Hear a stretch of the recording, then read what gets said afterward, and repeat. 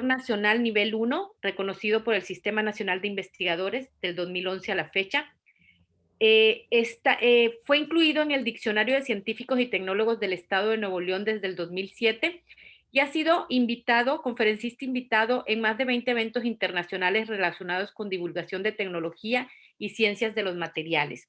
El día de hoy nos dará la conferencia Conceptos de Ciencia de Materiales aplicados a procesos de manufactura.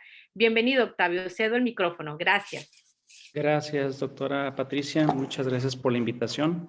Siempre es un privilegio poder participar en este tipo de eventos y que nos puedan invitar, pues es bastante motivante para poder compartir un poco de lo que se ha ganado a lo largo de la formación académica y en la práctica profesional.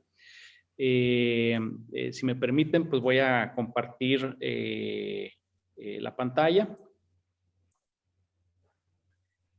Y de esta manera poder platicar un poco acerca de conceptos de ciencia de materiales aplicados a procesos de manufactura.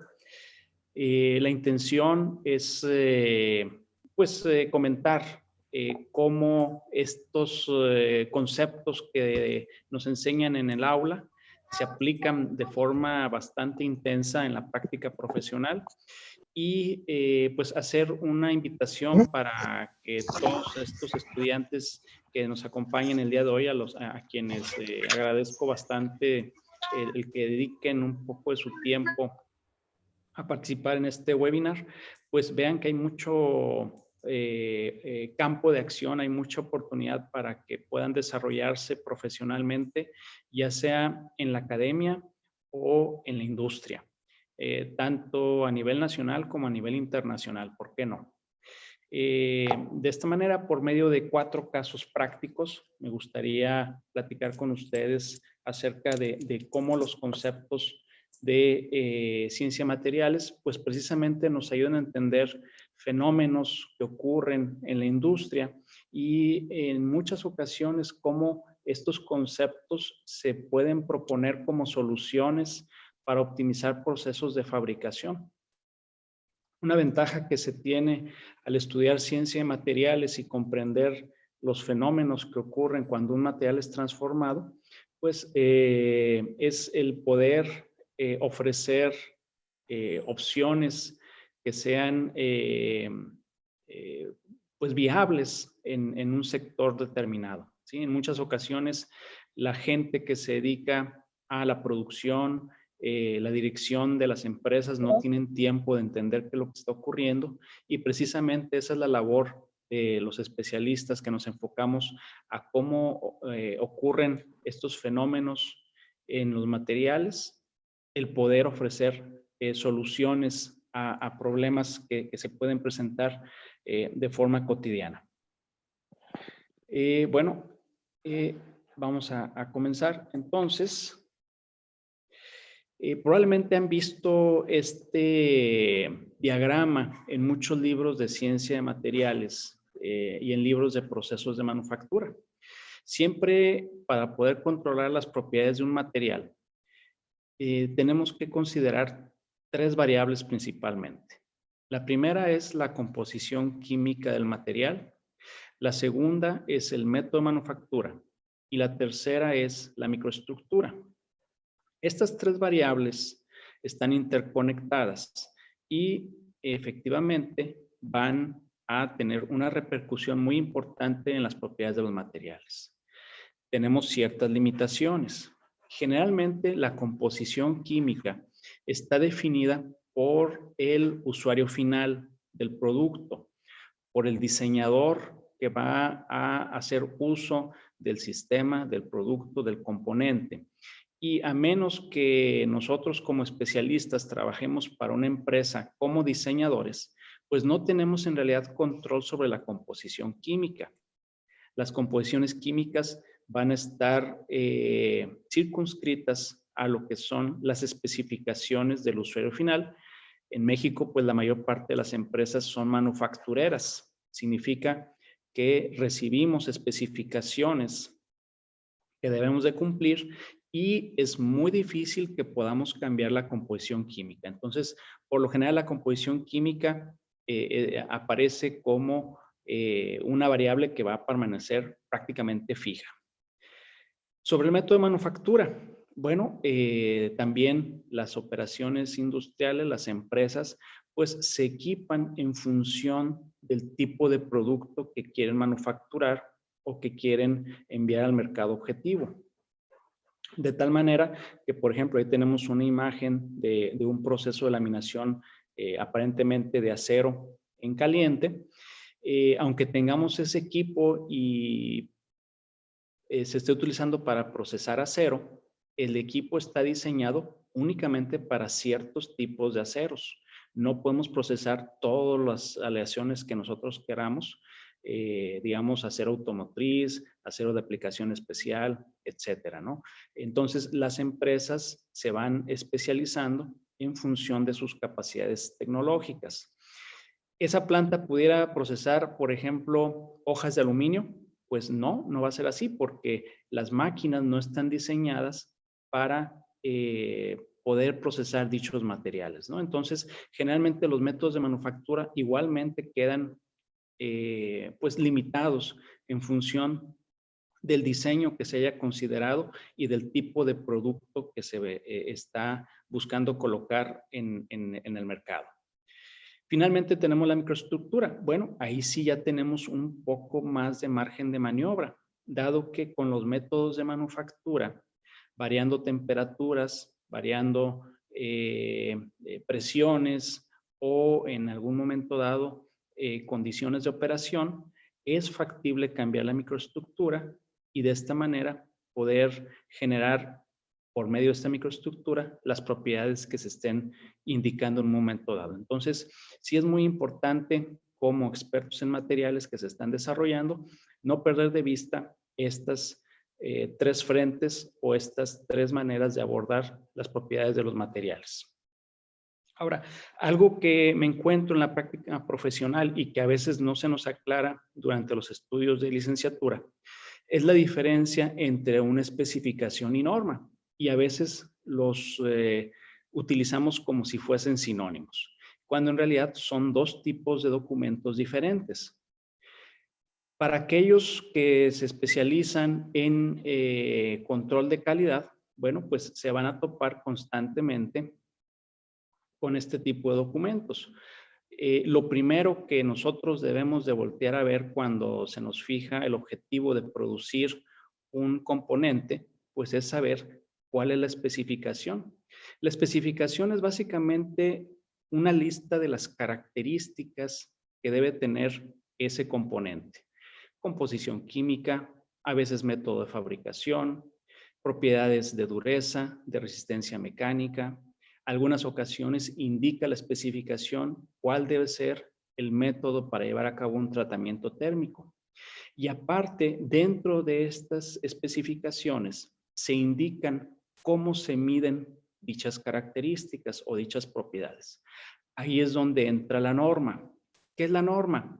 Es una norma o un estándar, es el documento que indica cómo se debe de medir la propiedad mecánica, de composición química, física, etcétera, del producto que se está produciendo.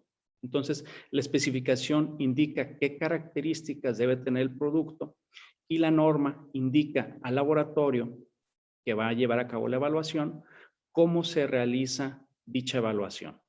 El objetivo de las normas o de los estándares, pues es poder comparar resultados entre distintos laboratorios, porque en teoría, cuando se mide una propiedad de un producto entre distintos laboratorios, se supone que están siguiendo las mismas instrucciones y de esta manera es factible comparar los resultados que se obtengan.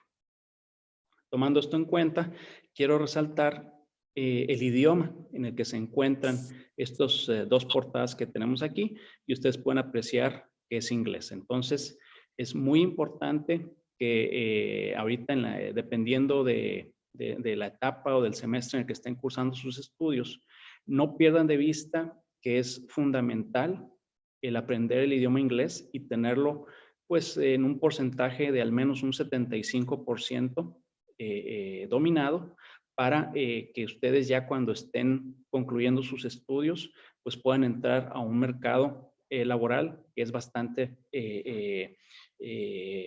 pues, intrínseco, está muy relacionado con el mundo en estos momentos, ¿sí? Entonces, pues el idioma que más se utiliza, ya sea con clientes alemanes, con clientes japoneses, con clientes chinos, americanos, por supuesto, etcétera, siempre va a ser el inglés. Entonces, no pierdan de vista la importancia que tiene el aprender el idioma inglés lo antes posible. ¿Dónde más viene información acerca de las características que debe tener un producto? Pues va a ser, por ejemplo, en los dibujos. Aquí tenemos una porción de un dibujo de un componente que se utiliza para la fabricación de motores. Y pues aquí vienen muchas instrucciones. Por cuestiones de confidencialidad no puedo mostrar más, pero esas letritas que ven por ahí indican especificaciones, indican tipos de materiales, indican características que debe tener el componente para que pueda cumplir con su funcionamiento. Bueno, los ingenieros en materiales deben de estar fuertemente relacionados con los ingenieros de proceso para poder evaluar las capacidades técnicas que se tengan en la organización y de esta manera encontrar el método de manufactura más adecuado para poder llevar a cabo la manufactura del componente. Aquí tenemos otro dibujo, otra porción de otro dibujo. Igualmente, pues ahí tenemos más instrucciones que dan indicaciones a los ingenieros de manufactura de cómo se deben de evaluar las características de un componente. En este caso son anillos que se utilizan, por ejemplo, en la manufactura de motores para avión. Otra vez, ustedes pueden observar, pues el idioma inglés es fundamental para poder interactuar con este tipo de documentos. Tomando esto en consideración, bueno, pues vamos a platicar ahora un poco acerca de ciencia de materiales y ver algunos casos, ¿no? Vamos a algo sencillo, ¿verdad? Aquí lo que tenemos, pues es una tubería de acero soldada, deformada en frío. Una empresa aquí en el área de Nuevo León empieza a reportar que cuando empiezan a conformar estos tubos a temperatura ambiente, es decir, en frío, comenzaron a aparecer unas grietas en las zonas de doblez. Déjenme pongo aquí, aquí está. ¿Sí? Específicamente en esta zona, ¿verdad? Va a depender mucho del monitor de cada quien, pero créanme, por aquí de repente comienzan a aparecer grietas que no ponen en peligro la funcionalidad del componente, pero desde el punto de vista cosmético, pues era causa de rechazo para el usuario final, ¿sí? Entonces aquí la duda que tenían los fabricantes de estos componentes era, bueno, ¿cuál era la causa de que tuvieran grietas en algunos lotes que se fabricaban y en otros lotes no se tenía este tipo de problema? Estos productos, al final de cuentas, en donde se utilizaban era como una especie de defensa para este tipo de vehículos, algunos utilitarios, algunos de carácter deportivo. Y bueno, pues aunque tenían unas capas de pintura, pues de todos modos se alcanzaban a apreciar las grietas. En cualquier caso, pues tenían la duda, ¿no? De que, oye, ¿es nuestro proceso el que está causando el problema o es la materia prima? O, bueno, ¿qué es lo que se puede hacer?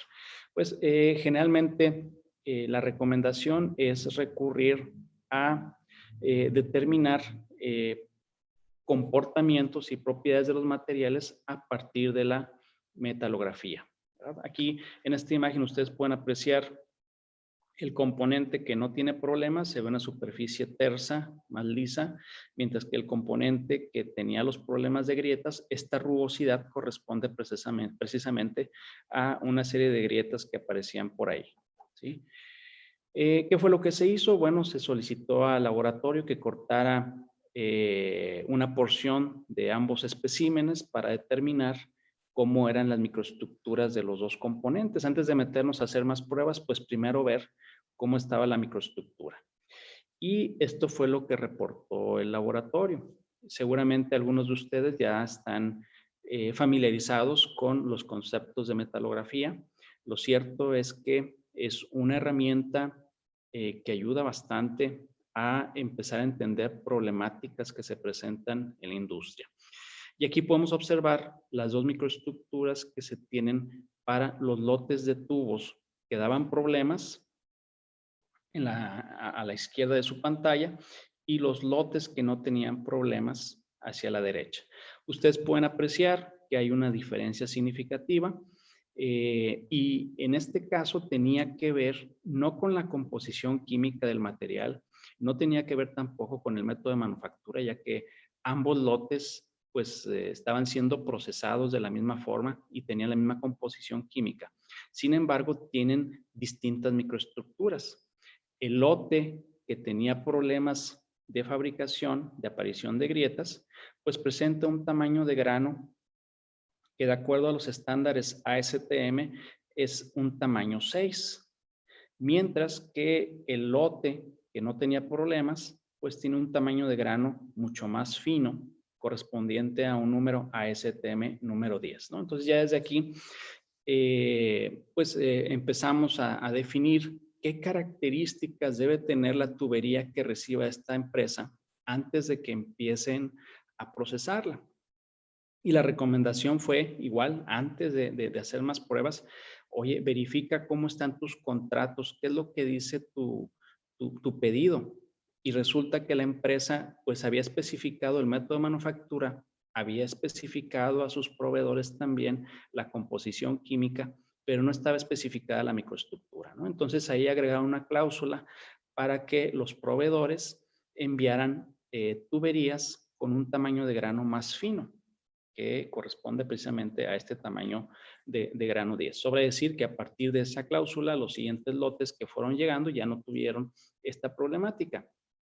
Oye, ¿y cómo supiste que tenías que empezar a observar la microestructura? Bueno, poco a poco y en base a experiencia te vas dando cuenta que la primera forma de resolver un problema de ciencia de materiales es precisamente permitiendo que el material te hable, ¿no? Y esa ventana de diálogo que tenemos es precisamente la microestructura.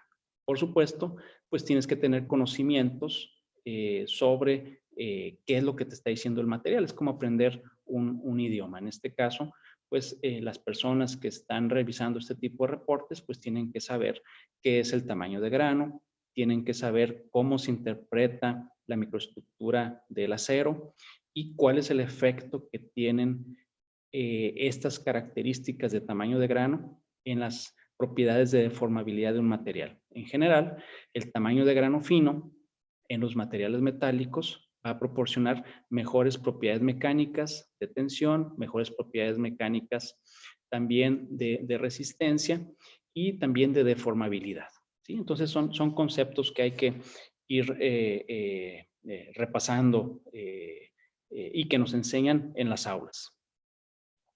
Por supuesto, la metalografía pues es una herramienta fundamental, no nada más es agarrar las probetas y ya, ¿no? Tienes que tener un equipo, un personal capacitado que te permita llegar a los resultados que se necesitan. Otra imagen que me encontré en internet, pues es esta de aquí. Observen, aquí está un metalógrafo, está haciendo su evaluación microestructural y ahí tiene muchas referencias. Entonces es muy común que los metalógrafos precisamente cuenten con estos tipos de tablas de referencia. Nuevamente, pues hay que saber qué es lo que significan. Y precisamente en el aula y a partir de las prácticas profesionales que puedan realizar en su formación como estudiantes, es donde empiezan a tener estos primeros contactos, por lo que pues es bastante recomendable que aprovechen esas oportunidades para entender cómo funcionan estas interacciones entre las referencias, la práctica y los problemas que se van presentando. Otro problema que nos podemos encontrar, por ejemplo, fue en la fabricación de válvulas de aluminio que fabrica una empresa aquí en México. y de repente empezaron a reportar que aparecían grietas, ¿no? Estas válvulas se utilizan para las conexiones entre tanques de gas butano y pues unos equipos para hacer parrilladas. El problema es que en muchas ocasiones estos equipos se guardan en lugares cerrados y si tenemos una fuga de gas, ese gas puede provocar una explosión, ¿no? Y pues obviamente hay que tener mucho cuidado con ese tipo de situaciones. Dichas válvulas se fabrican a partir de un proceso de forja en caliente por medio de una prensa parecida a esta que tenemos en esta imagen. Hay unos herramientales y luego ya que se tiene una preforma mediante operaciones de maquinado, pues se realizan los distintos orificios para llegar al componente final. ¿Sí? Aquí cabe destacar, hace un momento hablábamos de tubería deformada en frío. Bueno, esa como se mencionó hace un momento, significa que el material está siendo deformado a temperatura ambiente. Cuando hablamos de un proceso de manufactura en caliente, se considera que el material está al menos a un 60% de su temperatura de fusión, independientemente de la aleación de la que estemos hablando. Por ejemplo, el cobre, que funde alrededor de 1000 grados centígrados, su temperatura de trabajo en caliente debe estar arriba de 600 grados centígrados. En el caso de los aceros, que funden alrededor de 1400 grados centígrados, sus temperaturas de trabajo en caliente andan desde 750 grados centígrados para arriba, etcétera, ¿no? Entonces, es una convención que se maneja desde el punto de vista de ingeniería. Cuando un material está siendo deformado plásticamente por encima del 0.6 de su temperatura de fusión, pues es trabajo en caliente. Ya si nos vemos, lo vemos desde un punto de vista más ingenieril, pues resulta que los trabajos en caliente se presentan cuando las velocidades de deformación son tales que los procesos o los fenómenos de endurecimiento son más rápidos que los fenómenos de recuperación, ¿verdad? Viéndolo desde el punto de vista de la ciencia de los materiales. Entonces, en este caso, pues el material está siendo deformado en caliente y el objetivo pues es llegar a una forma final. Aquí está ya las piezas terminadas. Unos ejemplos, ¿verdad? Aquí aparece una grietecita, lo cual no es aceptable. Acá tenemos otra grieta en la zona de partición de este componente que fue forjado. Y pues esto implicaba a la empresa en cuestión dedicar tiempo y personal que no estaban considerados para hacer una inspección más detallada de los componentes que se estaban fabricando. Otra vez, ¿qué fue lo que se hizo? Bueno, pues primero vamos a tratar de entender qué tipo de grieta se generó. Lo que nos enseñan en ciencia de materiales es que hay dos tipos de grietas, las grietas intergranulares y las grietas transgranulares. Bueno, dependiendo de qué tipo de grieta tengamos, ya nos empieza a decir el material qué fue lo que le ocurrió. En general, las grietas intergranulares pues corresponden a la parte más débil de la aleación. Si vemos los libros de ciencia de materiales, nos indican que cuando se forman los granos, las fronteras de granos son lugares en donde es un defecto en el material. Y si se presenta una grieta, por ahí es por donde va a avanzar la fractura cuando empieza a aplicarse un esfuerzo. Es por naturaleza, por definición, la parte más débil de la aleación. ¿Qué pasa con las grietas transgranulares? Las grietas transgranulares lo que nos indican es que se aplicó un esfuerzo que rebasó completamente la resistencia del material. Entonces ya esto nos empieza a dar información de qué fue lo que ocasionó la fractura. ¿Fue un problema de diseño o fue un problema de sobrecarga? ¿Sí? Entonces lo que se hizo fue tomar especímenes de estos componentes y verlos en el microscopio. Y bueno, aquí tenemos qué fue lo que ocurrió. Para empezar, lo que estamos observando son granos elongados. Esto nos indica que el material efectivamente fue deformado plásticamente. Abro un paréntesis, cuando un material presenta este tipo de granos elongados, también lo que nos indica es que si aplicas un tratamiento térmico posterior, estos granos van a recristalizar y puedes cambiar la microestructura del material después de un proceso de deformación plástica. Cierro el paréntesis. Entonces, lo primero que nos llama la atención pues es que efectivamente las grietas avanzaron a través de las fronteras de grano. Entonces, ya vamos descartando variables o posibles causas que hayan ocasionado este tipo de grietas. Lo que se ve a continuación es, bueno, ¿cuándo se generó la grieta? ¿Fue antes de que se llevara a cabo el tratamiento térmico o fue después de que se haya hecho un proceso de tratamiento térmico? Para esta aleación, una vez que fabricas el componente, se le hace un tratamiento térmico de precipitación para que se endurezca y tenga las propiedades mecánicas que se necesitan. Entonces, las personas que se acercaron para ver cuál era la causa del problema, primero pensaron, oye, es que se nos agrietó y pensamos que fue el tratamiento térmico porque el acero cuando lo enfrías bruscamente, al templarse, se fractura. Bueno, eso puede ocurrir con algunos aceros, no con todos los aceros. En el caso del aluminio, es un material que no se comporta de esa forma. Entonces, lo primero que se hizo fue explicarles, bueno, ¿no? El aluminio no se puede fracturar por un enfriamiento brusco porque no presenta cambios de fase. Eso nada más ocurre en algunos aceros, no en todos. Pero podemos determinar si la grieta se generó antes o después del tratamiento térmico. ¿Cómo?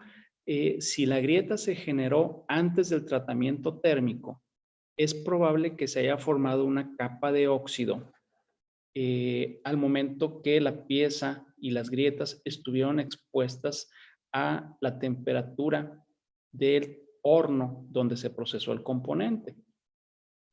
Si no se presenta esa capa de óxido superficial, quiere decir que la grieta se fracturó después del tratamiento térmico. La metalografía no nos puede dar este tipo de información cuando utilizamos un microscopio óptico. Tenemos que recurrir entonces a los microscopios electrónicos de barrido. La mayoría de las universidades cuentan ya con este tipo de dispositivos, este tipo de instrumentos y precisamente la ventaja que se obtiene con estos equipos es que algunos de ellos cuentan con detectores que permiten además de ver con más detalle las características del material que se está analizando, pues la presencia de elementos químicos, ¿sí? Entonces, precisamente tomamos estos especímenes y nos fuimos a un microscopio electrónico aquí de la universidad. Aquí está el componente después del proceso de forja. Ustedes pueden apreciar, pues es un cuerpo de válvula relativamente simple, ya después se hacen operaciones de maquinado. Y esta es la superficie del material después del tratamiento térmico. Aquí lo que detectó el equipo fue una capa de alúmina que se formó después de que el material estuvo expuesto a alta temperatura. Si encontramos esta capa en el interior de las grietas, quiere decir que las grietas se generaron antes del tratamiento térmico. Si no es así, quiere decir que las grietas se generaron después del tratamiento térmico, ya que el material ya no volvió a estar expuesto a alta temperatura. Aquí están las superficies de fractura y lo que nos encontramos es una grieta que pues prácticamente no tiene ninguna capa de óxido, a diferencia de el material cuando es expuesto a alta temperatura. Entonces ya con esto le indicamos al en este caso a la empresa, oye, ¿sabes qué? Tus grietas se generaron después del tratamiento térmico. Entonces, descartamos todos los procesos previos. ¿Qué fue lo que ocurrió? Bueno, el aluminio tiene fenómenos de endurecimiento que se conocen como precipitación. La precipitación es la formación de estas partículas que tenemos aquí, generalmente debidas a elementos de aleación como el cobre principalmente. Y el aluminio tiene una característica que tiende a endurecerse de forma espontánea. Entonces, si el tratamiento térmico no se realiza de forma adecuada, las piezas se van a endurecer sin control, y cuando realices tus operaciones de maquinado, lo más seguro es que estén sobreendurecidas, que fue lo que le ocurrió en este caso a esta empresa, ¿no? Ya después que se determinó cuál fue la causa de el endurecimiento sin control, pues la recomendación fue, ¿sabes qué? Tienes que modificar tus procesos de tratamiento térmico para que las piezas lleguen con la dureza necesaria a las operaciones de maquinado, ¿sí? Entonces, aquí pues obviamente tienes que saber cómo se comporta el aluminio, tienes que conocer acerca de los fenómenos de precipitación y, por supuesto, saber qué tipo de grieta se está generando. Si es una grieta intergranular o una grieta transgranular, ¿verdad? Entonces, como ustedes pueden ver, son conceptos que vemos en clase. Tercer caso es fenómenos de esfuerzos residuales y sensitización en acero resistente a la corrosión. Esta es una tubería que se fabrica con acero resistente a la corrosión, es un 304L, de acuerdo a que nos decían en este caso otra empresa. ¿Y qué fue lo que ocurrió aquí? Reportaban que después de unos días de operación, la tubería empezó a fugar y empezó a corroerse, cosa que no había ocurrido antes, ¿no? O sea, en teoría, esta era una reparación de una tubería que había durado como 10 años y aquí después de unos días de operación empezó un problema, ¿no? Entonces, pues les dijimos, bueno, mándanos el segmento de la tubería para ver qué fue lo que ocurrió. Quiero que observen cómo es muy importante siempre que ustedes tomen una fotografía para sus reportes, colocar una escala para darnos una idea de qué tamaño es el componente, ¿no? Puede ser una pluma, puede ser una moneda, puede ser una escala graduada, etcétera, ¿no? Y ya de esta forma nos damos una idea de qué tamaño es el componente que se está evaluando. Otra vez, bueno, pues hay que tener algo de conocimientos acerca de los fenómenos que se presentan en los aceros resistentes a la corrosión. Y pues aquí se tiene un poco más de detalle de qué fue lo que pudo haber ocurrido. Tenemos aquí las dos tuberías que fueron soldadas, el cordón de soldadura, y aquí se alcanza a apreciar una grieta. El temor del cliente en este caso era, oye, ¿esa grieta se generó por problemas de corrosión o fue por una mala aplicación de soldadura? Bueno, pues entonces tenemos que hacer una evaluación microestructural de qué fue lo que ocurrió aquí y empezar a tomar en consideración lo que se conoce como la zona afectada por calor, o el HAZ. En inglés es el Heat Affected Zone. En el caso de los aceros resistentes a la corrosión, estas son aleaciones que tienen al menos o tienen más de 11% de cromo. El cromo en este porcentaje, arriba del 11%, es lo que le da la capacidad a las aleaciones ferrosas, a los aceros, de formar una capa pasiva de cromita. Entonces, pues hay ocasiones que si se hacen operaciones de soldadura no adecuadas, ese cromo no se queda embebido en la aleación, sino que empieza a formar unos precipitados de carburo de cromo, y entonces es como si la aleación no tuviera este elemento, en consecuencia puede empezarse a corroer, ¿no? Entonces, la primera preocupación del cliente en este caso era, oye, se me formó ese precipitado que me quita las características de resistencia a la corrosión, ¿o qué fue lo que ocurrió? Bueno, pues vamos a ver qué fue lo que pasó. Primero identificamos las distintas zonas en la zona afectada y empezamos a repasar por medio de metalografía qué fue lo que ocurrió en cada una de ellas, ¿no? Entonces, pues aquí pues hay que saber un poco acerca de metalurgia del acero resistente a la corrosión. En este caso, el acero 304L es un acero que se conoce como austenítico, porque la microestructura efectivamente a temperatura ambiente tiene una matriz de austenita.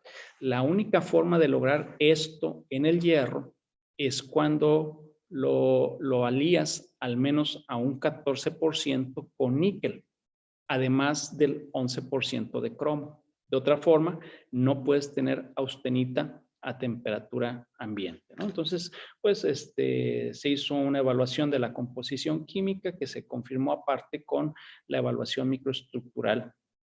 Y efectivamente aquí tenemos lo que se conoce como una matriz de granos recristalizados de austenita, ¿sí? Oye, ¿por qué recristalizados? Pues ustedes pueden apreciar que son granos equiaxiales, no están elongados, quiere decir que este material ya tuvo un tratamiento térmico denormalizado después de su proceso de fabricación. Luego, ¿qué pasó en la zona B, en la zona afectada por calor? Esto que tenemos aquí es una grieta transgranular. Observen, aquí tenemos un grano y la grieta, aunque tiene ahí un camino para avanzar entre los granos, la grieta avanzó a través de los granos. Esto ya nos empieza a decir que el mecanismo de falla rebasó completamente la resistencia del material y la única forma en la que esto puede ocurrir es que la tubería haya sido expuesta a un esfuerzo que rebasó la resistencia del material o que durante los procesos de soldadura no se dio oportunidad a que el material se enfriara de forma adecuada.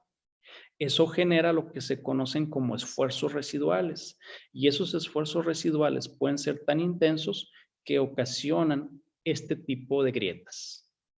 La consecuencia es que a partir de estas grietas, por aquí se va a empezar a infiltrar el producto químico y se va a empezar a observar la fuga, ¿sí? Como si esto no fuera suficiente, si nos vamos a la zona C, que es el cordón de soldadura, nos encontramos una matriz de un material que efectivamente tiene una estructura dendrítica y luego todas esas irregularidades que ustedes ven pues corresponden precisamente al cromo precipitado, ¿no? Entonces, no nada más tenías un problema con la generación de esfuerzos residuales, sino que además tienes ahí el cromo precipitado y en un momento dado, si no hubiera sido por las grietas en la zona afectada por el calor, muy seguramente en el cordón de soldadura, posteriormente se hubiera presentado un problema de corrosión porque el cromo no está disuelto en la soldadura, ¿sí? Entonces, ya con esta información, el fabricante pues tiene que revisar sus procedimientos para hacer métodos de soldadura que pues cumplan con los requerimientos de generar microestructuras libres de esfuerzos residuales y que aparte permitan que el cromo quede disuelto en este caso en el cordón. ¿Cómo se hace eso? Con un tratamiento térmico posterior de lo que se conoce como solubilizado, ¿sí? Muy bien, el último caso, ya estamos prácticamente terminando la plática, corresponde a definir procesos de fabricación para componentes. De repente en las empresas llegan nuevos materiales o componentes con materiales de los cuales no se tiene conocimiento. Bueno, aquí tenemos que recurrir a diseños de experimentos, a métodos estadísticos que permitan precisamente diseñar procesos de fabricación que sean viables, es decir, que no sean muy costosos y que permitan promover las propiedades que se están buscando. En el caso de las superaleaciones, estos son materiales base níquel que mantienen sus propiedades mecánicas a temperaturas de hasta 1200 grados centígrados. Generalmente se utilizan en, en las zonas de mayor temperatura y de mayor esfuerzo de los motores que se utilizan en los aviones y en los equipos de generación de energía. Generalmente estos componentes se realizan en caliente. a temperaturas de al menos 950 grados centígrados. El níquel o las aleaciones base níquel empiezan a fundirse alrededor de los 1400 grados centígrados. Y bueno, pues el objetivo es, en este caso, llegar a un componente que se fabrica mediante procesos de forja, es decir, sin aplicar soldaduras. Aquí brevemente un resumen: llega la materia prima que cumplió seguramente con un proceso de fabricación al vacío y de aparte de forja para tener un material óptimo. Se calienta a temperatura de trabajo en caliente.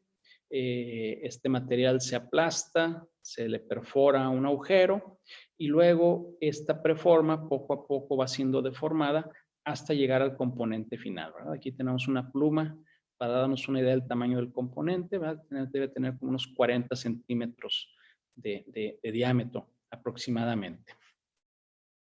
¿Qué sigue? Bueno, pues evaluar el componente, ver su microestructura, cómo queda el material después del proceso de forja y si cambia de forma significativa. Aquí lo interesante para esta aleación es que, observen, tenemos aquí un tamaño de grano 6 hacia el centro y hacia las orillas tenemos un tamaño de grano 5, que es ligeramente más grande.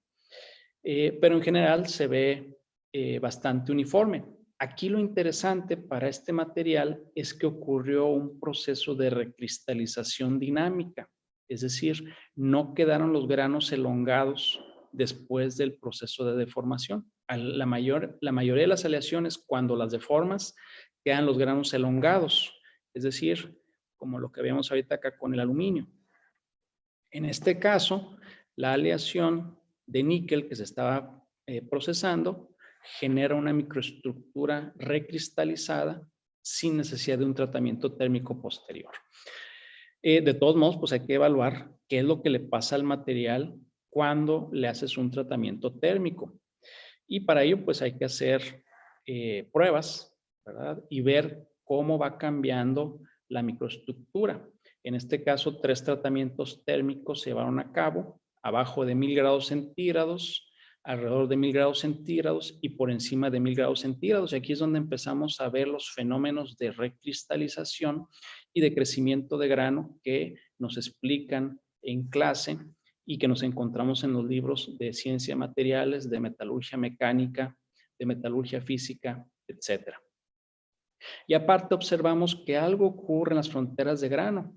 No es un problema de ataque químico. Ustedes pueden apreciar, aquí se alcanzan a ver sombras en las fronteras de grano, mientras que en el material forjado y en el material expuesto a una temperatura por encima de los 1000 grados centígrados, no observamos esas sombras que observamos aquí y que también se presentan parcialmente en esta otra microestructura, ¿sí? Si nos vamos a microscopía electrónica de barrido, esto es lo que ocurre. En las fronteras de grano, cuando está el material forjado, no encontramos estas agujas que corresponden a precipitados de níquel y aluminio y de níquel o niobio. Conforme se incrementa la temperatura en el tratamiento térmico, observen, generamos menos agujas y cuando el tratamiento térmico posterior al proceso de forja es superior a los 1000 grados centígrados, no se generan dichas agujas, pero son necesarias porque aquí es donde observamos la relación entre la microestructura y las propiedades mecánicas. Cuando el tratamiento térmico es por debajo de los 1000 grados centígrados, es que se obtienen las mejores propiedades. ¿Sí? Aquí tenemos a temperatura ambiente, propiedades de tensión y tensión a 704 grados centígrados. Para esta aleación, a temperatura ambiente, el material puede llegar a resistir hasta 1150 megapascales de resistencia de forma consistente.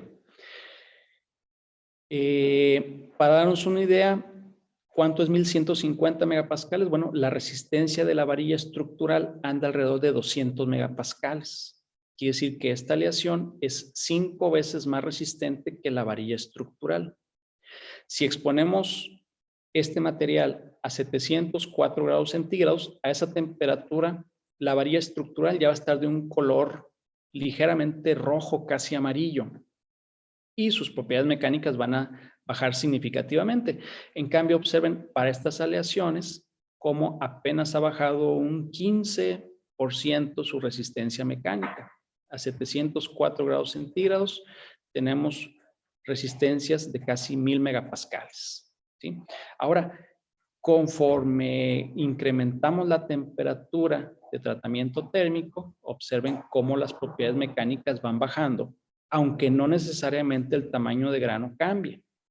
Entonces, ¿cómo explicamos estas propiedades? Pues tienen que ver precisamente con la promoción o la formación de estas agujas que son necesarias para cumplir con las propiedades mecánicas que se están indicando, ¿sí? Entonces, esto es nada más un aspecto, nada más en cuanto a la resistencia a la tensión del material. También hay que ver características de fatiga, características de termofluencia, pero bueno, eso nos llevaría mucho más tiempo. Entonces, observen cómo, pues obviamente tienes que tener conocimientos acerca de cómo se comportan este tipo de materiales y cómo los procesos de fabricación, en este caso los tratamientos térmicos, tienen un efecto en la microestructura y que si utiliza las herramientas adecuadas, pues puedes explicar a los ingenieros de proceso, a la dirección de una empresa, a los ingenieros de venta, a los ingenieros de calidad, por qué es necesario seguir tales o cuales procedimientos de fabricación. De esta manera, pues me gustaría pasar a las conclusiones, ¿verdad? Compartir estas últimas reflexiones. No hay que olvidar que los procesos de fabricación, ya sean convencionales y no convencionales, pues se basan en fenómenos físicos y químicos que se pueden explicar mediante las diferentes disciplinas que se nos enseñan en las clases de ciencias de materiales.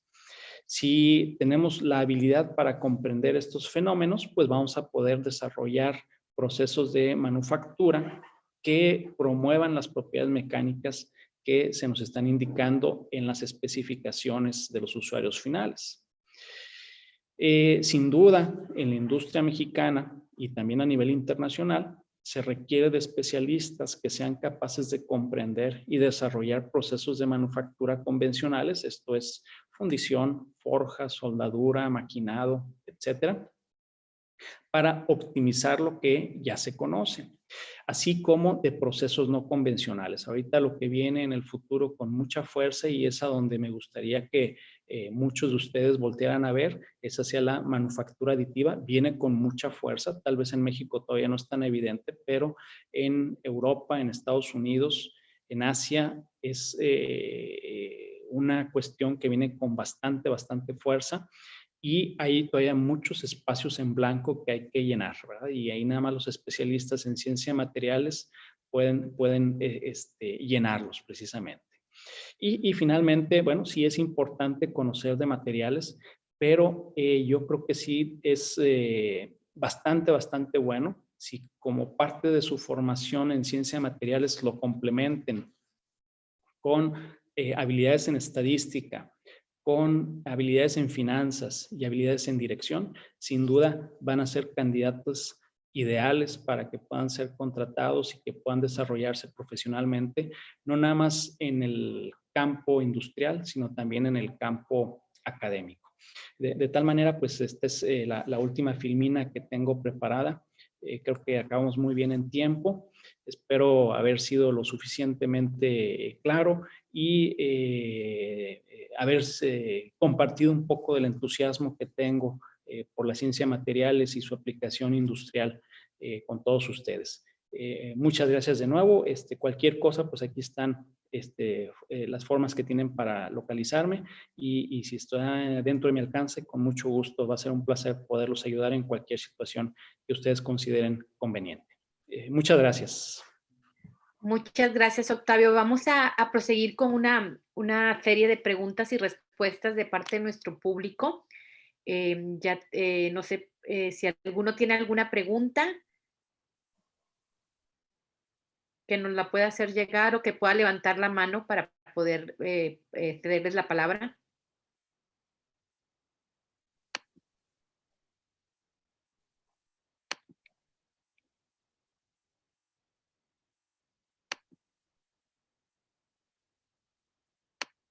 Muy interesante todos los ejemplos industriales que nos das de la aplicación de, pues, de la ciencia e ingeniería de materiales. Realmente es, nos queda muy claro en este campo el conocimiento que te has desarrollado dentro de la ingeniería mecánica, todo lo que se hace. Nos llegan por aquí. Muchas gracias. Gracias, ingeniero, muy interesante. No tenemos ninguna manita levantada por ahí.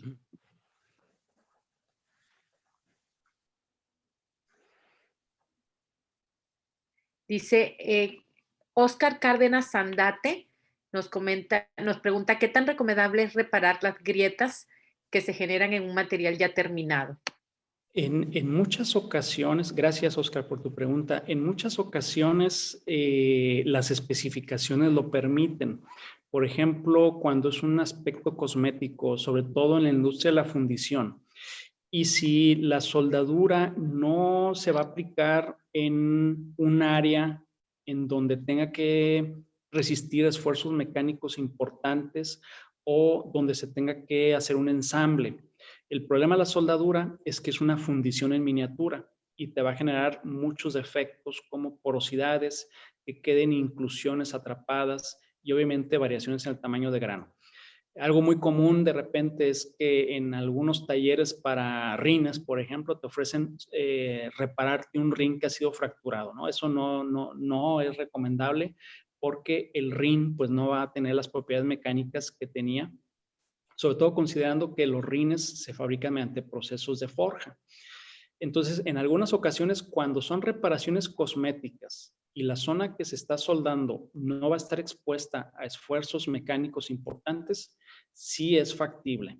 Y es básicamente para recuperar piezas que, pues a lo mejor durante el proceso de fabricación salieron defectuosas. Pero en general no se recomienda si es que el componente va a estar expuesto a esfuerzos mecánicos. Muchas gracias. Tenemos otra pregunta de Karina Gabriela Madrigal Carrillo. Dice, cuando no se cuenta con microscopio de barrido, ¿cómo poder realizar un preanálisis de una falla o fractura? Ay, pues pudiéramos recurrir al microscopio óptico. En algunas ocasiones se puede recurrir al estereoscopio, pero definitivamente las fracturas, la herramienta más útil va a ser el microscopio electrónico de barrido. Okay. Tenemos César Ramírez. Dice, ¿qué tipo de equipos se utilizan para comprobar la microestructura de los materiales cuando estos se encuentran a temperaturas por encima de 1000 grados centígrados y cómo se realizan estas observaciones? Básicamente se siguen estadísticas. Obviamente un material que está expuesto a esas temperaturas no puede ser evaluado a lo mejor mediante análisis de vibraciones cuando el equipo está funcionando, pero una vez que el equipo se apaga, lo que se hace, si es necesario, pues es una metalografía de campo, pero por lo general los diseñadores de los equipos, de los componentes, tienen ya vidas determinadas en función de cuántas veces el equipo se prendió y se apagó. Definitivamente la evaluación microestructural implica la destrucción del componente. Ok, tenemos otra pregunta de José Luis Estrada Huerta. ¿Qué competencias en específico adicionales a la ciencia en materiales son indispensables para estar mejor preparados en el ámbito profesional? Gracias y muy buena presentación. Gracias, gracias. Bueno, primero que nada los idiomas, ¿verdad? Hay que aprender inglés. Si es posible, aprendan también sobre estadística. Como les mencioné, también habilidades gerenciales, ¿verdad? O sea, cómo llevarte bien con las personas, aprender a negociar. Son cosas que a veces no le ponemos atención, pero que en muchas ocasiones son clave para que puedas tener un buen desempeño profesional y ascensos en la organización a la que te integras. Tenemos otra pregunta por aquí de Luis Rentería. ¿Qué tan recomendable es reparar una pieza mecánica que es sometida a 1500 megapascales en inyección fría? No, porque bueno, ahí el proceso, me estás diciendo que se produjo la pieza en frío, entonces vas a generar una microestructura y propiedades que van a corresponder a ese proceso. Al llevar a cabo un proceso de soldadura, vas a cambiar completamente la resistencia y la microestructura del material y lo más seguro es que no vas a cumplir con los requerimientos que estás mencionando. No sería recomendable. Una última pregunta por el tiempo, porque hay algunas otras más. Dice, ¿cuáles son las grietas más comunes, las intergranulares o las transgranulares UTT? Las más comunes son las intergranulares. Ya cuando te encuentras una grieta transgranular, quiere decir que algo muy grave ocurrió. Ok, no, pues ya por el tiempo ya no nos da para más preguntas, sin embargo, agradecemos a todos el interés y le agradecemos a Octavio que nos haya acompañado esta mañana. Tenemos preparado por ahí un reconocimiento para él de parte de la Sociedad Mexicana de Materiales, con quien siempre Octavio ha colaborado desde sus épocas de estudiantes. Y bueno, luego se lo haremos llegar Claro que físicamente. sí. Realmente para nosotros es muy, muy grato tener personas como Octavio que participan en la sociedad y que no solo eso, sino que también se preocupan por la formación de los estudiantes. Muchísimas gracias, Octavio. Te invitamos si gustas permanecer en la siguiente plática. Sí, y pues bueno, nos estamos viendo por ahí como siempre. Muchas gracias. Muchas gracias por la invitación y gracias a todos por su tiempo.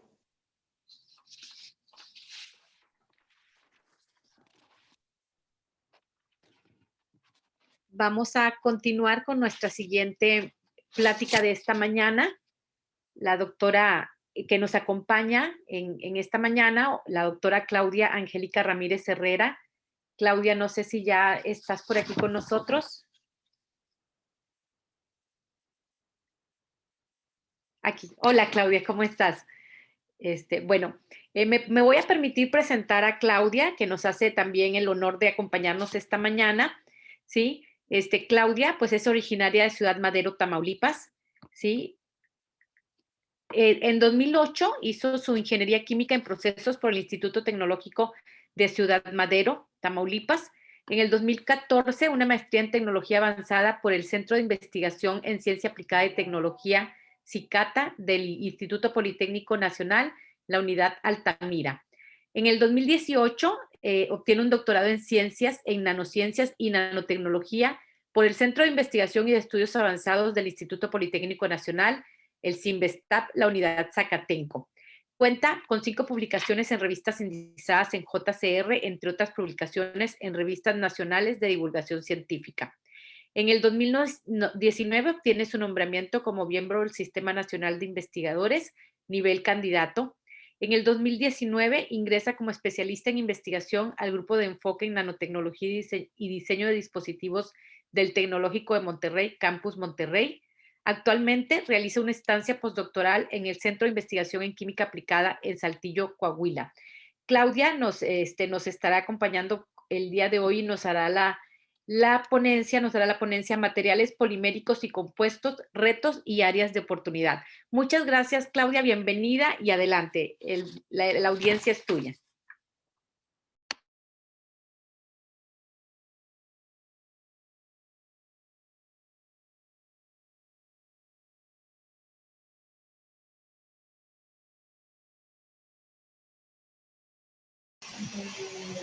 Bueno, muchas gracias, doctora Patricia. Gracias por la invitación y también quiero agradecer a todos los asistentes de esta plática, a los estudiantes que se tomaron el tiempo para escuchar estas charlas que seguramente serán de mucho aporte y mucha motivación para su formación como investigadores. Voy a permitirme compartir la presentación.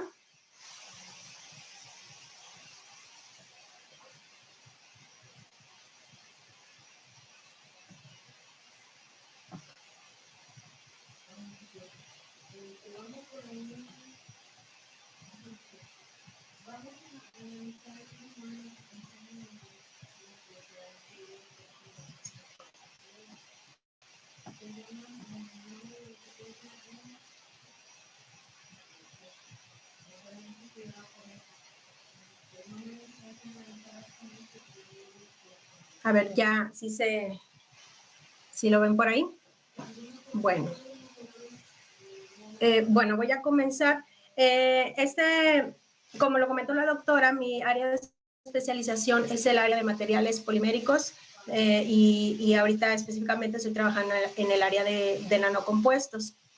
La intención de esta plática pues es darles a conocer toda la amplia gama de aplicaciones que tiene esta ciencia, específicamente la ciencia de los materiales poliméricos. Y pues espero que después de esta plática a alguien le surja el interés por esta área de investigación en ciencia de materiales. Voy a dar una breve introducción primeramente para dar a conocer algunos conceptos básicos y ubicar la ciencia de los polímeros dentro de la ciencia de los materiales. Bueno, pues como lo mencionó anteriormente el doctor Octavio, la ciencia e ingeniería de materiales se conjugan en tres vertientes principales, que es el estudio de la estructura, de las propiedades y del diseño y procesamiento para la producción de un producto final para una cierta aplicación. Es en lo que se basa la ciencia e ingeniería de los materiales. Y durante el paso de los años, los materiales han evolucionado cada vez más, obteniendo características muy especializadas de acuerdo a las necesidades y demandas que tienen las sociedades modernas. Tal es el caso de que a la fecha existen 4 tipos de materiales. Les muestro en este esquema 4 grandes grupos en los que se engloban los materiales metálicos, subdivididos en materiales ferrosos y no ferrosos, los materiales poliméricos, cuya clasificación puede estar dada por diferentes criterios. En este caso, de acuerdo a sus características físicas, se pueden clasificar en termoplásticos, termofijos o en elastómeros. Por otro lado, se encuentra el campo de los materiales cerámicos en forma de silicatos, carbonatos y zirconias. Y finalmente, el área de materiales compuestos que conjugan, que interrelacionan estos 3 anteriores grupos con las adiciones de algún tipo de refuerzo en forma de partícula, fibra o lámina. Específicamente en esta presentación yo les voy a hablar de 2 grandes grupos que son los polímeros y los materiales compuestos, que corresponde a mis áreas de interés y especialización. Bueno, para darles una breve reseña de algunas definiciones básicas que posiblemente a lo largo de lo que voy a estar presentando van a ser de mucha utilidad para ustedes, voy a comenzar diciéndoles que los polímeros, pues como muchos lo conocen, son cadenas muy largas de átomos de carbono unidos covalentemente que están formadas de unidades repetitivas a lo que se le conoce como unidad monomérica o monómero. Algunos de ellos tienen en sus cadenas principales algunos átomos laterales, como por ejemplo átomos de cloro, átomos de oxígeno o bien grupos funcionales del tipo orgánico que pueden ser grupos metilo, etilo, fenilo. En este caso, aquí muestro 2 moléculas, déjenme poner el puntero. Okay. Aquí muestro, bueno, una molécula que es del policloruro de vinilo, que muestra un grupo lateral, su cadena de etilo muestra un grupo lateral, una sustitución por un hidrógeno por un átomo de cloro para dar lugar al policloruro de vinilo. Este átomo pues le transfiere propiedades al material, propiedades específicas. Por otro lado se encuentra el poliestireno, como otro ejemplo el poliestireno, en donde uno de la sustitución se lleva a cabo por un grupo fenilo. Cada grupo orgánico, cada unidad química junta, pues le transfiere propiedades específicas a cada uno de los materiales. Los polímeros pueden ser clasificados de acuerdo a diferentes criterios. En este caso, los 4 principales son dadas su naturaleza química, su estructura química o su estructura molecular y sus propiedades físicas. A continuación, les muestro algunas subdivisiones de estas 4 principales clasificaciones. En lo que respecta a su naturaleza química, se pueden dividir en polímeros naturales, como el algodón, la celulosa, la lana, el caucho natural, o bien materiales sintéticos, que son pues, los fabricados por el hombre. Existe también una gran variedad de ellos, utilizados en diversas aplicaciones. En base a su estructura molecular, se pueden dividir en homopolímeros, que corresponden a polímeros que se encuentran formados por un solo tipo de unidad monomérica. Y también podemos encontrar los copolímeros. Los copolímeros son materiales que se encuentran conformados por ya sea de 2 o más unidades monoméricas diferentes, y pueden presentar diferentes configuraciones, como por ejemplo ser configurados al azar, configurados de forma alternada, en bloque o a manera de injertos en cadenas laterales. Otro tipo de clasificación de los polímeros se encuentra por su estructura molecular, y podemos encontrar polímeros lineales, polímeros ramificados, o bien entrecruzados, o en este caso reticulados. Dentro de la clasificación de sus propiedades físicas, encontramos diversos tipos de polímeros. De acuerdo al comportamiento frente a la temperatura, podemos llamarlos como termoplásticos, en los que estos tienen la capacidad de que al calentarse obtienen una forma y pueden ser recalentados o moldeados en una forma diferente al volverles a aplicar calor.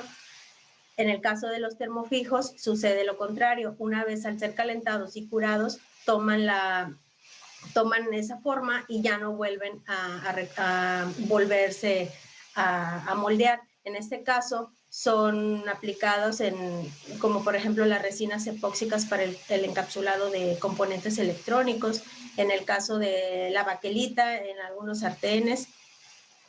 Y pues bueno, hay una amplia variedad también de estos materiales termofijos, los cuales son utilizados para aplicaciones muy específicas o que requieren alto desempeño mecánico.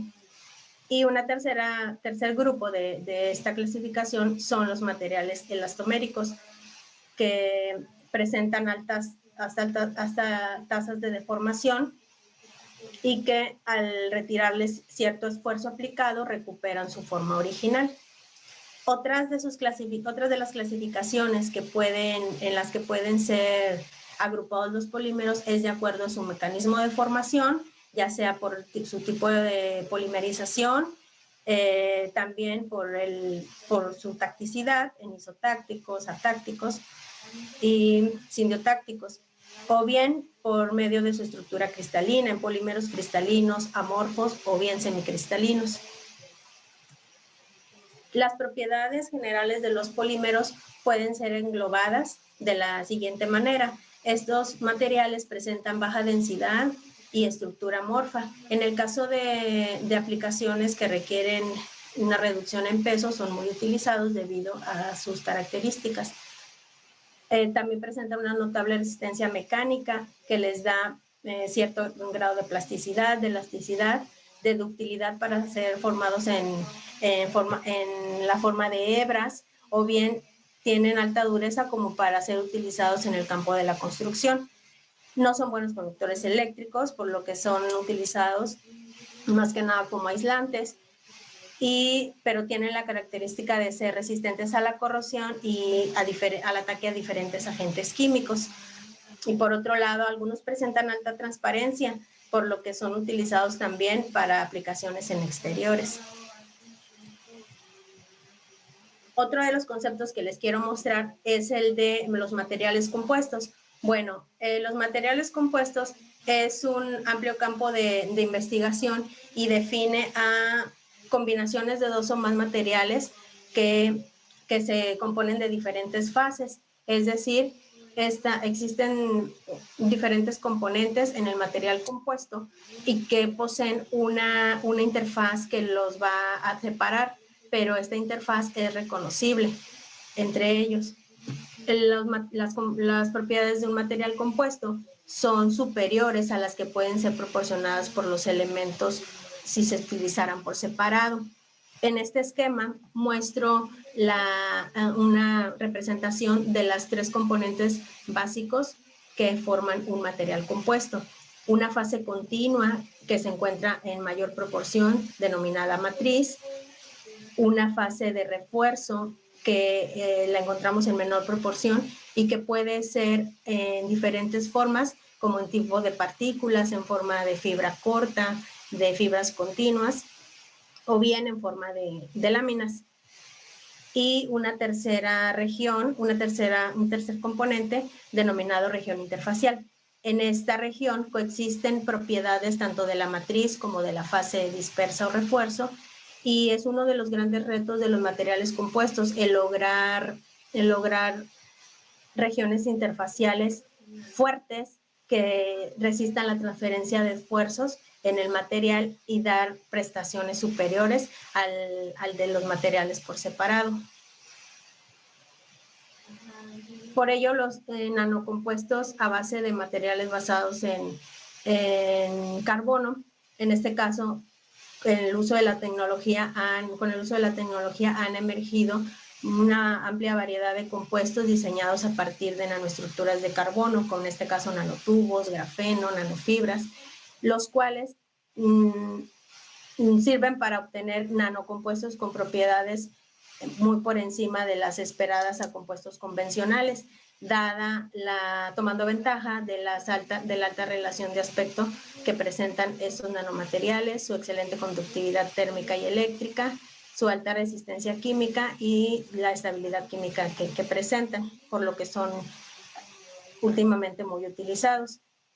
En este esquema presento algunas de las aplicaciones en las que se pueden encontrar estos nanocompuestos, que van desde el campo del área automotriz y aeroespacial hasta el campo de la electrónica, de la biomedicina, para el almacenamiento de energía, en sensores o bien en algunos recubrimientos, para darle propiedades al material superiores. Entonces, como pueden observar, existe un gran campo de aplicación de este tipo de nanocompuestos, y sobre todo los que últimamente se están desarrollando, que son a base de nanoestructuras de carbono. Bueno, les voy a comenzar a hacer una breve reseña de cómo fue mi incursión en este campo de la ciencia de los polímeros. Comenzó, bueno, desde que empecé con mis estudios de maestría. Como lo comentó la doctora en mi presentación, yo estudié mi maestría en el Centro de Investigación en Ciencia Aplicada y Tecnología Avanzada, en CICATA, específicamente en la unidad Altamira. Yo ingresé al grupo de Ciencia e Ingeniería Aplicada en Materiales Sustentables, en donde conocí a mi director de tesis, el doctor Abelardo Flores Vela, y la doctora Aide Torres Huerta. Con ellos comencé a trabajar sobre esta ciencia de polímeros, y pues fueron mis primeras experiencias para involucrarme en esta área de especialización. Con ellos desarrollé un proyecto basado en la síntesis de materiales del tipo poliéster, cuya aplicación, bueno, tiene un gran campo de aplicación en el área de los envases.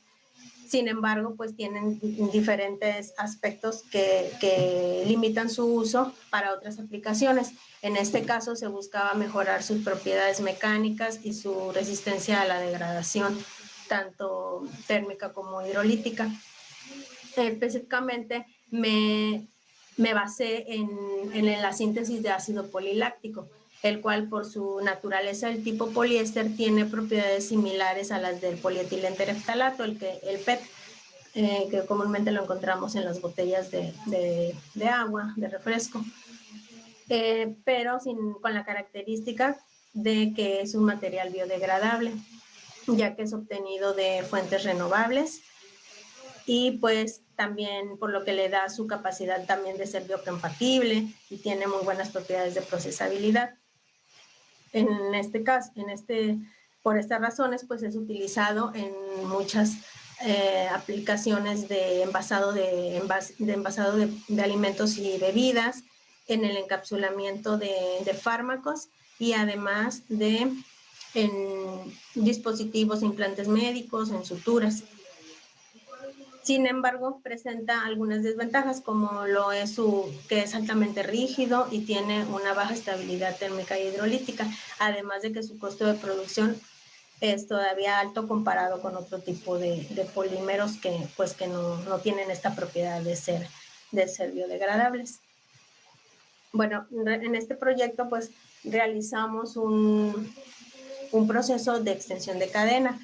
Esto quiere decir que se utilizaron compuestos multifuncionales que van a tener la característica de reaccionar con los grupos finales de la cadena polimérica, en este caso del ácido poliláctico, para unirlas, ser como un enlace entre diferentes cadenas de diferentes tamaños y hacer una cadena mucho más grande, es decir, aumentar el peso molecular del material para obtener propiedades tanto mecánicas y térmicas mejoradas.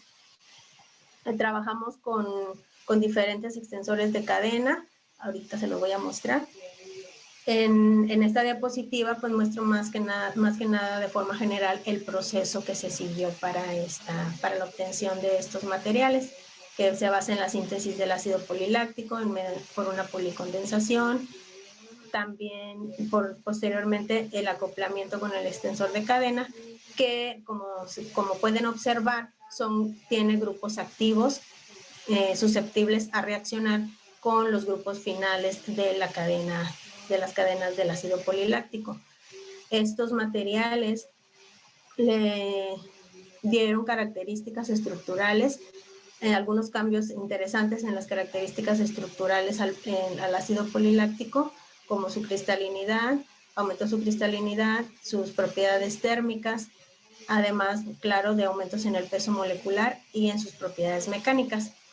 Bueno, esto fue un resumen de lo que realicé en mis estudios de maestría, y de ahí me seguí a estudiar mi doctorado. El doctorado, bueno, antes de comenzar con eso, les voy a presentar un resumen de mis congresos, son mis primeros congresos a los que asistí de acuerdo al área de investigación que estaba desarrollando, de la Sociedad Polimérica de México, algunos encuentros nacionales de la MIDIC y encuentros a nivel local e institucional. En estos pues fueron mis primeras experiencias para compartir y dar a conocer la investigación que estaba realizando. Pues ya de ahí pues me fui, al terminar esto en 2014, entré a realizar mis estudios de doctorado por invitación o motivación de mi asesor, el doctor Abelardo Flores. Me contactó con el doctor Gerardo Cabañas Moreno del CINVESTAB para entrar a estudiar mi doctorado allí en CINVESTAB Zacatenco, de donde egresé del programa de doctorado en nanociencias y nanotecnología en 2018. Y pues llevé como mis directores de tesis el doctor Gerardo Cabañas y el doctor Abelardo Flores del Centro Mexicano para la Producción Más Limpia, del POLI. Entonces me invitaron a desarrollar un proyecto relacionado sobre la misma línea de materiales compuestos, pero en este caso para una aplicación en celdas de combustible, lo cual me pareció algo muy interesante para probar otro tipo de aplicación de los materiales poliméricos, además de que inmiscuía el uso de la nanotecnología en este tipo de materiales compuestos. Pues bien, una de las aplicaciones, como les comento, de los materiales desarrollados en mi doctorado eran para más que nada su uso en celdas de combustible. Las celdas de combustible pues son dispositivos que generan energía eléctrica a través de la conversión a partir de energía química, de la energía química almacenada en un combustible. Como pueden observar aquí en el esquema, en el caso de la celda polimérica de tipo PEM o de membrana de intercambio protónico, posee un electrolito que es una membrana polimérica, la cual permite el intercambio de iones desde el ánodo hasta el cátodo para la formación de agua, energía eléctrica y calor. Este tipo de energía pues nos sirve para diferentes tipos de aplicaciones.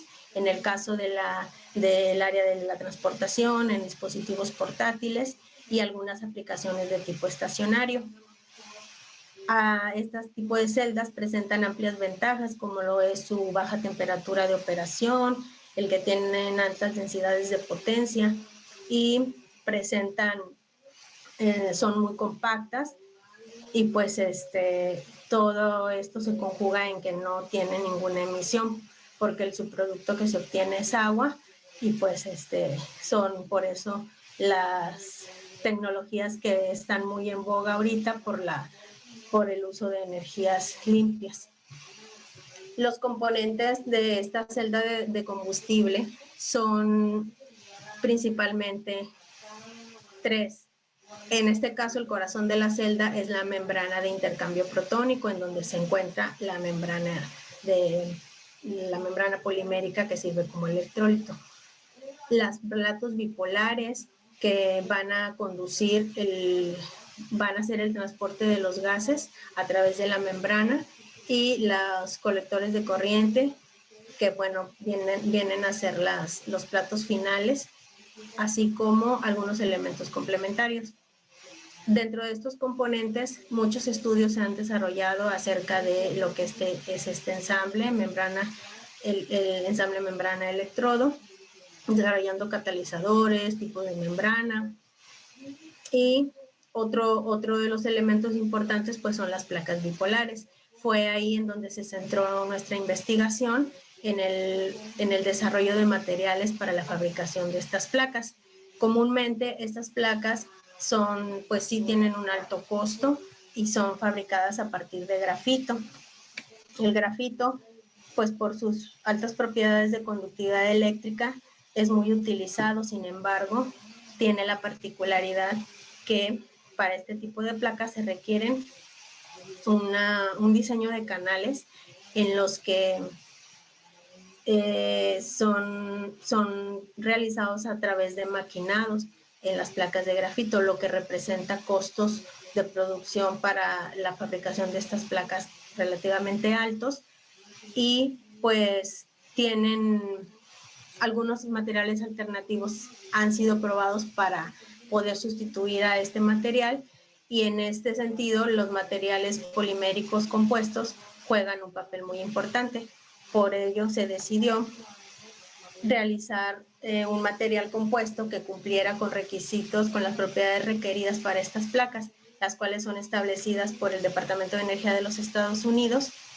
Estas son basadas en su densidad, en sus propiedades mecánicas, de conductividad térmica y eléctrica, además de su resistencia a la corrosión. En nuestro proyecto, nosotros nos enfocamos en trabajar sobre las propiedades mecánicas, la conductividad eléctrica y la resistencia a la corrosión de las placas, bueno, del material en sí para la fabricación de placas. Entonces, lo hicimos a través de la producción o la fabricación de un material nanocompuesto basado en nanomateriales de carbono. En este caso utilizamos una matriz de polipropileno, un polímero accesible de bajo costo, con la combinación de 2 tipos de refuerzos, ya sea solos o combinados, que fueron nanotubos de carbono y nanofibras de carbono, a través de un procesamiento por mezclado en fundido para obtener un material, con el fin de obtener un material conductor, resistente, con resistencia mecánica, químicamente estable, y que fuera ligero y de fácil manufactura. Eso fue uno de los objetivos de nuestro proyecto. Se realizaron algunas caracterizaciones de su microestructura para conocer y estudiar el estado de dispersión y distribución de los materiales, de los nanomateriales adicionados, por diferentes técnicas de microscopía, en los que para poder establecer una correlación entre la microestructura encontrada y las propiedades que se fueran obteniendo. En este caso encontramos propiedades de conductividad bastante alentadoras, incrementos de hasta 17 órdenes de magnitud en nuestros materiales, dándonos valores de alrededor de 8 Siemens por centímetro de conductividad eléctrica. Y en cuanto a mediciones de propiedades mecánicas, obtuvimos también incrementos bastante considerables, los cuales, con sobre todo la resistencia a la flexión, estaba muy por encima del objetivo establecido por el Departamento de Energía de los Estados Unidos. También lo que fueron las medidas de resistencia a la corrosión, dado que en el ambiente de la celda se llevan a cabo reacciones de oxidación-reducción, es un ambiente relativamente ácido, manejando pHs de entre 2 y 3, por lo que la resistencia a la corrosión, la estabilidad química del material es un factor importante estudiar en este tipo de materiales. En nuestro caso, obtuvimos una baja tendencia a la corrosión del material en condiciones de un ambiente simulado de celdas de combustible. Entonces, la importancia de estos resultados radica, bueno, en que estos materiales poliméricos fueron, las propiedades obtenidas en ellos demuestran que son buenos candidatos para la producción de placas bipolares de celdas de combustible. También dentro de mi grupo de investigación, tuve la oportunidad de realizar una estancia en el extranjero en la Universidad de Texas del Valle del Río Grande, específicamente en el Departamento de Ingeniería Mecánica, bajo la dirección de la doctora Karen Lozano. Ella es pionera e inventora de la tecnología de obtención de fibras mediante fuerza centrífuga, denominada force spinning. Bueno, esta estancia la realicé en 2 años antes de salir de mi doctorado, 1 año antes de salir de mi doctorado.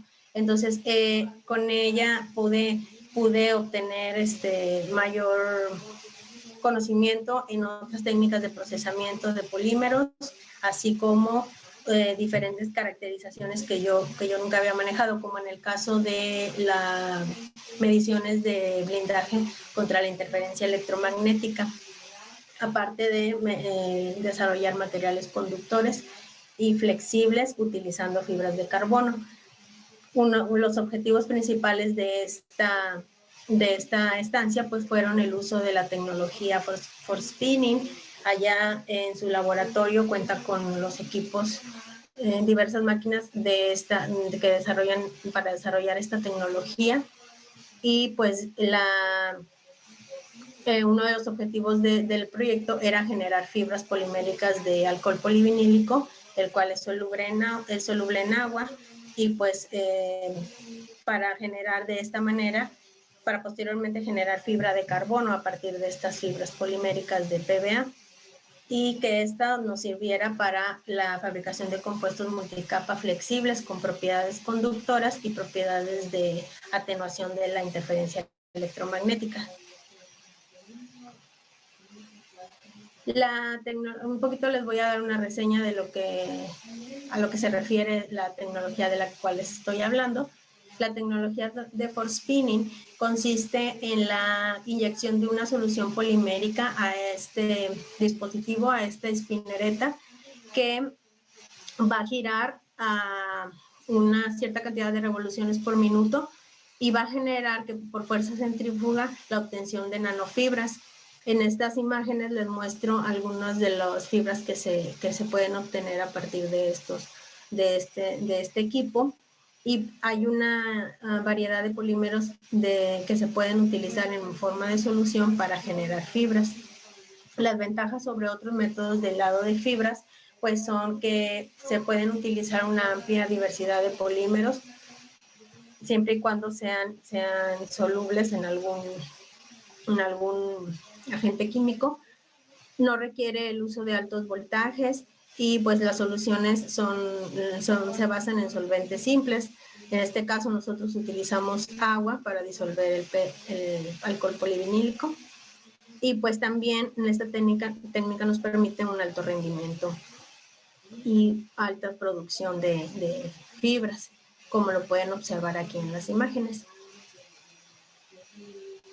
Bueno, a partir de las fibras generadas de alcohol polivinílico se llevó a cabo un proceso de deshidratación por vapores de ácido sulfúrico para posteriormente darles el tratamiento térmico y obtener alfombrillas o esteras de fibras de carbono, las cuales fueron utilizadas de manera intercalada en un nanocompuesto polimérico para producir materiales multicapa, los cuales conservan propiedades de flexibilidad y propiedades de conductividad eléctrica en el rango de los 6 siemens por centímetro.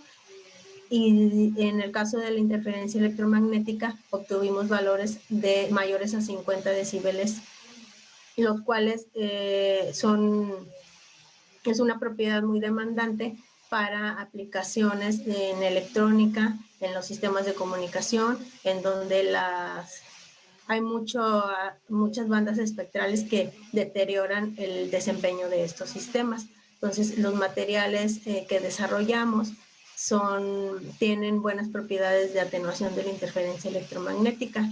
Y pues esto es un trabajo que yo pude involucrarme en él y aprender más sobre otras formas de aplicación, otras técnicas de procesamiento para la obtención de materiales compuestos, además de la medición de diferentes propiedades a las que había estado yo manejando.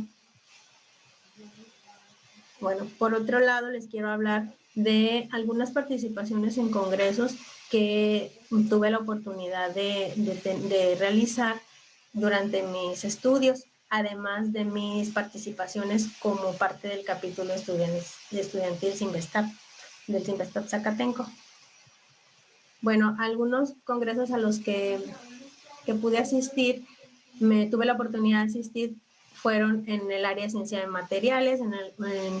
En este caso, el primero que asistí durante mi doctorado fue llevado a cabo en la Benemérita Universidad Autónoma de Puebla, y algunos congresos de la Sociedad Mexicana del Hidrógeno relacionados a la aplicación que se le estaba dando al material. Y tuve la oportunidad de asistir a 3 congresos de la Sociedad Mexicana de Materiales. En el primero de ellos, formé parte del staff en la recopilación de evidencias de los eventos llevados a cabo en el congreso, por ahí colaborando con la maestra Laura Gómez, en lo cual pues también, bueno, expuse mi investigación, y a lo largo de 2 congresos más también tuve la oportunidad de dar a conocer el trabajo que estaba realizando. Precisamente en el último congreso del 2018 al que pude asistir, tuve la fortuna, bueno, de hacer una conexión, un contacto con el doctor Alex Elías Zúñiga del Tecnológico de Monterrey, quien al ver mi trabajo me invitó a colaborar con él una vez que yo egresara del doctorado en un proyecto que por ahí él estaba apenas comenzando. Entonces, de aquí cabe resaltar la importancia que es la asistencia a estos congresos para poder establecer colaboraciones con otros investigadores u oportunidades de trabajo, entre otros beneficios que tienen este tipo de eventos. Okay. Como parte del capítulo estudiantil me tocó cuando se creó el capítulo estudiantil Sinvestap Zacatenco en 2017, y tuve la oportunidad de asistir a sus 2 primeros simposios interdisciplinarios llevados a cabo ahí en Sinvestap, además de otros cursos y talleres que se llevaron a cabo, organizados tanto por el capítulo estudiantil de Zacatenco como por la Sociedad Mexicana de Materiales, los cuales pues son de bastante aporte para cuando uno, bueno, para la formación como investigador. En este caso, tuvimos algunas charlas de invitados de diferentes técnicas de caracterización, y por otro lado algunos talleres, como por ejemplo el de herramientas complementarias de expresión oral y escrita, llevado a cabo en la Universidad Autónoma del Estado de Hidalgo, en Pachuca, a la cual tuve la oportunidad de asistir. Algunos otros eventos de difusión de ciencia y tecnología los llevé a cabo como parte del grupo de electroquímica del Departamento de Química del CINVESTAP. Aquí les muestro unas fotografías. Y los cuales a través del liderazgo del doctor Omar Solorza, pues nos lo invitaban a que el grupo de trabajo asistiéramos a exhibiciones y muestra del trabajo que estábamos realizando en el laboratorio, y pues tuvimos la oportunidad de asistir a exhibiciones y talleres en el Museo del Túnel de la Ciencia, en el Metro de la Ciudad de México, además de otros talleres y ferias de ciencia y tecnología en algunas otras instituciones. Lo cual, bueno, aquí tuvimos bastante trabajo de difusión de ciencia y tecnología, lo cual es muy bonito porque muestras tu trabajo, compartes lo que estás desarrollando, y pues tienes la retroalimentación de los asistentes, que en muchos casos eran estudiantes apenas de niveles básicos, pero pues desde un inicio pues les comienzas a hablar sobre esto, y pues ellos van mostrando un interés para en un futuro ellos también poder ser parte de este ámbito de la investigación en materiales. Bueno, lo siguiente que les quiero presentar es otra de las aplicaciones en la que he estado involucrada en el área de materiales compuestos. Lo que les comentaba anteriormente del doctor Alex Elías Zúñiga, quien conocí en el Congreso de Materiales y me invitó a ser parte de su grupo de trabajo, es parte de esta nueva aplicación a la cual me involucré, que es el desarrollo de materiales compuestos aplicados al sector aeronáutico. Para esto ingresé al grupo de enfoque en nanotecnología y diseño de dispositivos, liderado por el doctor Alex Elías Zúñiga, del Departamento de Ingeniería Mecánica en el Tecnológico de Monterrey. Este es un grupo de investigación multidisciplinario con alrededor de 25 miembros de diferentes especialidades, entre médicos, biotecnólogos, físicos e ingenieros mecatrónicos, entre otras especialidades, ingenieros químicos, y entre otras especialidades que tienen diversas líneas de investigación enfocadas en el desarrollo de materiales avanzados, en la fabricación de dispositivos utilizando estos materiales, tanto a nivel nanoestructura. Y lo que comentaba el doctor Octavio también, lo que trabajamos lo que es la manufactura aditiva, tanto de polvos metálicos como en polímeros a través de impresoras 3D. También está como línea de investigación de este grupo el uso y tecnologías de generación 4.0 para el escalamiento industrial de los materiales avanzados que se estaban estudiando, además de su modelación computacional, la modelación computacional de estos procesos y algunas simulaciones del comportamiento mecánico de los materiales. Los equipos y el campo de operación de este grupo de enfoque pues se encuentra en algunos laboratorios tanto del Tecnológico de Monterrey como del Parque de Investigación e Innovación Tecnológica, el PIT de Monterrey. Entonces, en esta experiencia pues tuve mucho contacto con diferentes colegas que son de diferentes áreas de especialización, y pues hubo mucho intercambio de conocimientos de diferentes áreas. Para ello, mi participación en el grupo de enfoque fue para desarrollar un proyecto en conjunto con la empresa Safran, que es una multinacional francesa dedicada a la producción de equipamiento para aeronaves. En este caso tiene sus plantas en Chihuahua y una en Querétaro. En el proyecto en específico, el cual es un subproyecto de un proyecto FORDECID denominado Fortalecimiento de la Aeronáutica en el Noreste de México, tuve la oportunidad de trabajar en un subproyecto denominado Desarrollo de Compuestos de Alto Desempeño obtenidos por la tecnología Forge Composite. para su aplicación en componentes interiores de aviones. Este proyecto iba enfocado al desarrollo de materiales para asientos de aviones, específicamente para partes de su soporte o del respaldo, a través del uso de materiales compuestos de poliméricos con reforzamiento con fibra de carbono. Le voy a platicar un poquito en lo que consiste esta tecnología del forge. Es el forjado de materiales compuestos. Imitando un poco lo que se ha venido trabajando, esta tecnología se desarrolló fue desarrollada para el sector automotriz principalmente, para la fabricación del sexto elemento de la compañía Lamborghini.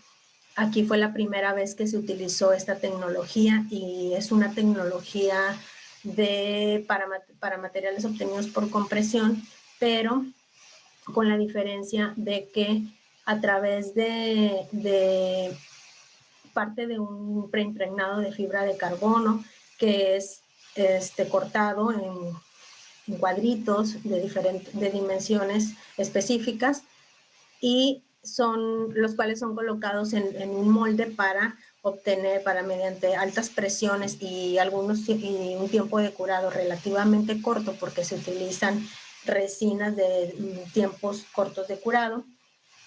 Se obtienen se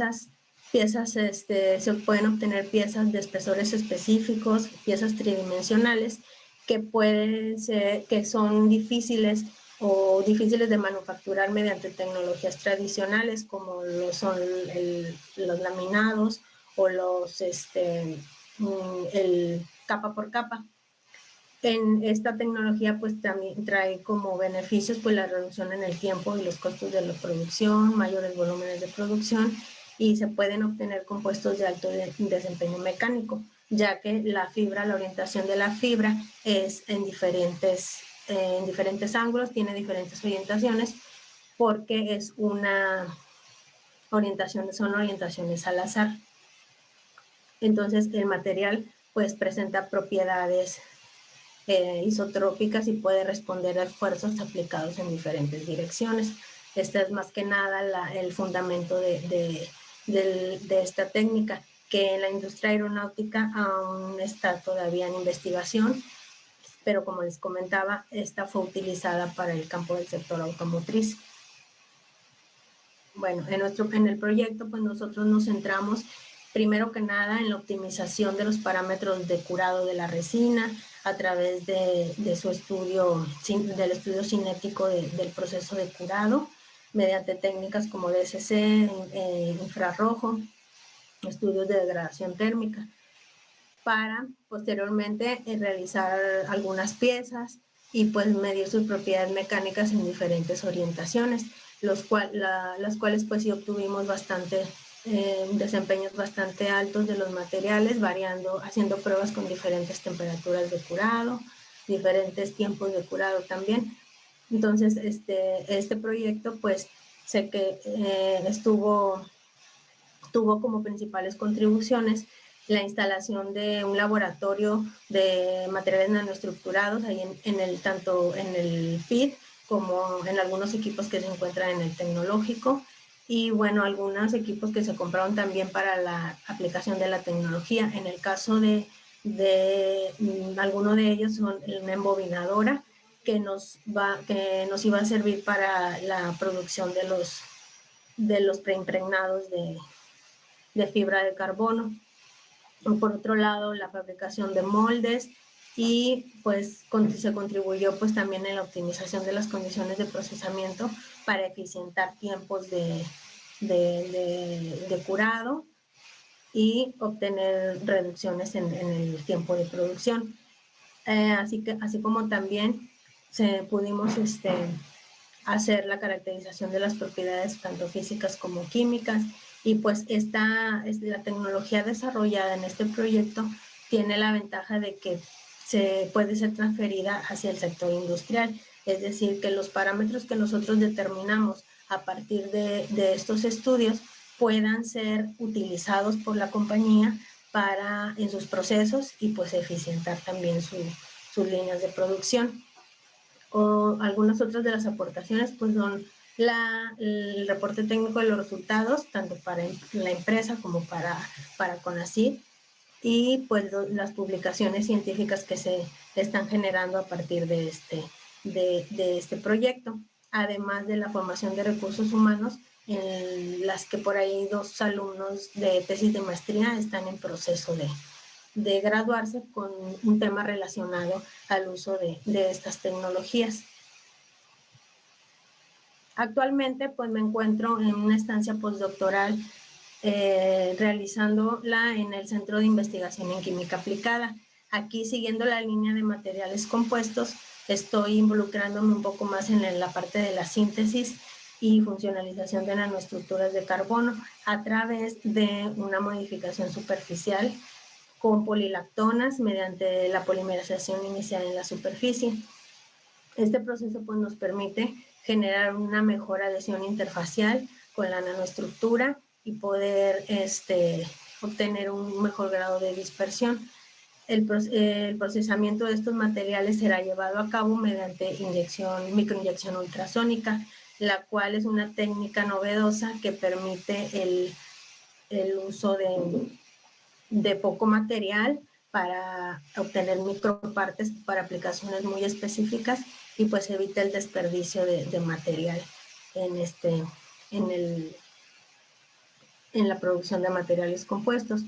También algunos de los objetivos pues es el estudio de la microestructura de estas piezas y pues ahorita por la situación de la pandemia estamos un tanto detenidos en lo que es la parte experimental para realizar este proyecto, pero esperamos que ya ahorita en este mes o en el próximo mes ya podamos comenzar con la parte experimental y echar a andar, bueno, pues lo que se tiene planeado realizar para obtener los resultados de este proyecto, los resultados esperados en este proyecto. Bueno, creo que ya me pasé del tiempo.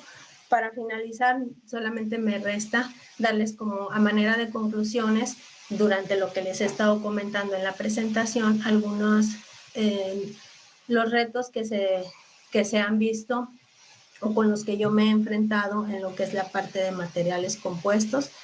Algunos de ellos pues se basan en lograr una dispersión uniforme del material y, como les comentaba, una buena adhesión para que el material tenga el desempeño esperado y cumpla con la función para el cual fue creado, ¿no? La elección, esto depende mucho de la elección de los materiales compatibles o bien su funcionalización para hacer estas interfaces más fuertes y pues un adecuado método de procesamiento para obtener las propiedades deseadas. Como oportunidades de estas áreas de investigación, pues existe una gran flexibilidad en el uso de estos materiales, tanto para su formación como lo es una amplia variedad de polímeros que existen con diferentes propiedades para lo que ustedes quieran diseñar, para el material que ustedes quieran desarrollar, y pues un extenso rango de aplicaciones en donde pueden llevar este producto. Los nanocompuestos poliméricos también se ha demostrado sus propiedades mejoradas en comparación con materiales compuestos convencionales, sin la utilización de partículas a nivel nano, ¿verdad? Con los nanocompuestos se obtienen muchísima mejor propiedades dadas las características de las nanoestructuras que se utilicen. Por otro lado, se pueden obtener mediante diversas técnicas de procesamiento, ya que se pueden, como les he estado mostrando, procesar de muchísimas formas para obtener materiales funcionales. Y bien, toda esta área de especialización cubre el estudio que va desde su síntesis hasta su procesamiento, el estudio de sus propiedades, hasta la aplicación que le quieran dar. Por ello, hay bastante rango de aplicación en el desarrollo de estos compuestos. Y pues, más que nada, eso era lo que les quería mostrar. ¿Sí? Les agradezco su atención. Y pues aquí pongo pongo mis datos, 2 de los correos que son los que utilizo regularmente y pues les agradezco su tiempo y el que me hayan dado su atención para la presentación de mis resultados. Espero que les haya servido mucho que les haya servido para su formación como investigadores. Pues lo importante de estos eventos pues es motivarlos para que continúen sobre este campo de la investigación en ciencia de materiales. Y pues muchas gracias y adelante con las preguntas. No sé si alguien tenga alguna duda. Sí, muchísimas gracias, Claudia. Sí, tenemos por aquí la señorita Karina Gabriela Madrigal Carrillo. Nos pregunta, ¿con qué programas realiza el modelo de materiales y simulación de las propiedades? El que les mostré de la cinética de curado de la resina, en ese estuvimos trabajando con algunos modelos ya establecidos para la predicción de la cinética de curado. En este caso, el modelo de Kaisinger y el modelo de Borchardt and Daniels. En algunos estuvimos utilizando esas ecuaciones para el modelado de la cinética de la resina. Y pues, más que nada, en base a esas ecuaciones, pues nos metimos en el software de matemática a realizar todas esas simulaciones. Perfecto. No sé si entre el público alguien más tenga alguna otra pregunta que nos la pueda hacer llegar o que quiera tomar la palabra. Nada más que levante la mano, por favor.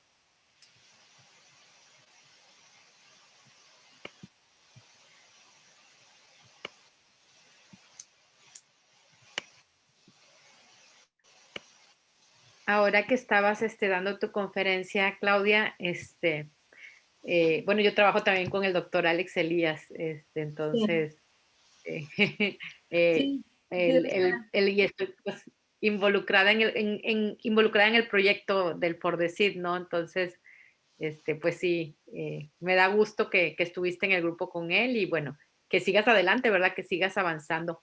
sí. Sí, uno sin darse cuenta, pues tiene muchas coincidencias luego en este camino de la investigación, ¿no? Entonces ahorita Sí, cuando claro. hice tu presentación me di cuenta, ¿verdad? Okay. ¿Alguna otra pregunta del público para Claudia?